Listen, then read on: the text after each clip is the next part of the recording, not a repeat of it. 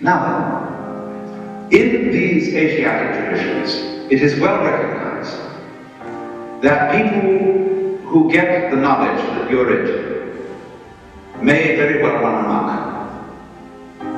And therefore they always couple any method of gaining this, whether it is yoga, whether it is smoking something or drinking something or whatever is the method, they always couple it with a discipline. Now I know the word discipline isn't very popular these days, and I would like to have a new word for it, because most people who teach disciplines don't teach them very well. They teach it with a kind of violence, as if a discipline is something that is going to be extremely unpleasant, and that you're going to have to put up with. But that's not the real secret of discipline. I would prefer to use the word skill. Discipline is a way of expression. Say you want to express your feelings in stone. Now stone doesn't give way very easily.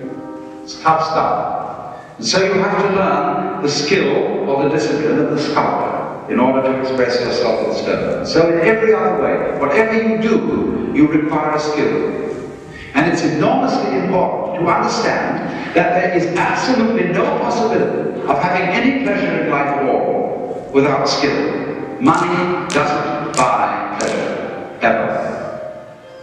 Look, if you want to get stone drunk and go out and get a bottle of bourbon and down it, you can't do that except for people who have practiced the distiller's art. You can't even make life without art. Where I live in Sausalito, we have a harbor full of ever so many pleasure craft.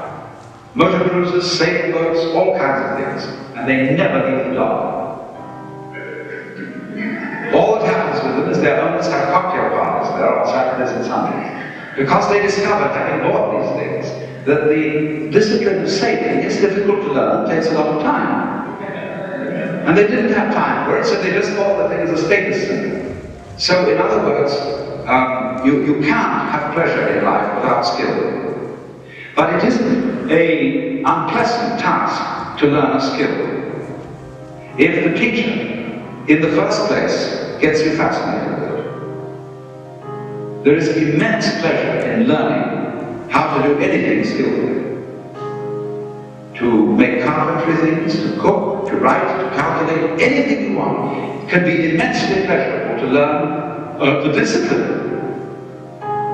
And it is completely indispensable.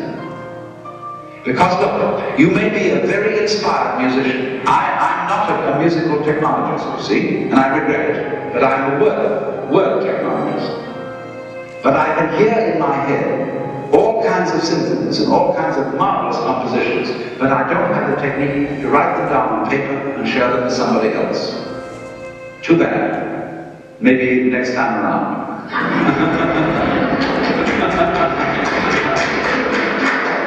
But you see, so far as words are concerned, I can express ideas because I have studied language.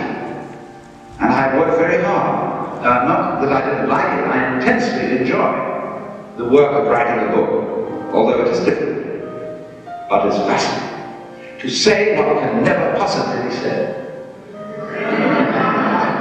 So,